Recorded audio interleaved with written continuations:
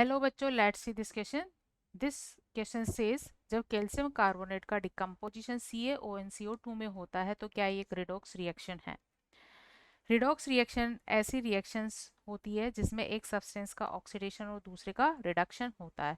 सो की concept for this reaction is redox, and redox is the reaction in which oxidation reduction both takes place simultaneously।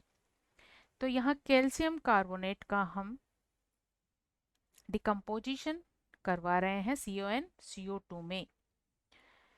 CaO3 decompose in CaO and CO2। तो reaction redox है या नहीं, इसको हम identify करेंगे by the change in oxidation number. So यहाँ calcium carbonate में calcium क्योंकि अल्कलाइन अर्थ मेटल है और इसका ऑक्सीडेशन नंबर फिक्स है, दिस इज ऑलवेज +2।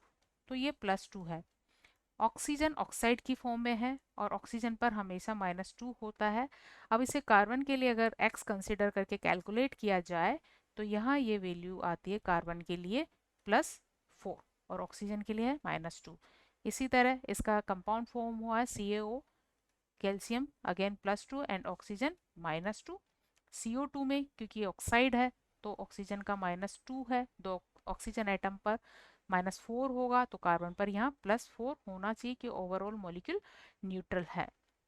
तो इस तरह हम ऑक्सीडेशन नंबर लिखने पर हम ये पाते हैं कि यहाँ कार्बन की ऑक्सीडेशन स्टेट में किसी तरह का कोई चेंज नहीं आया है, ना ही कैल्शियम ना ही ऑक्सीजन।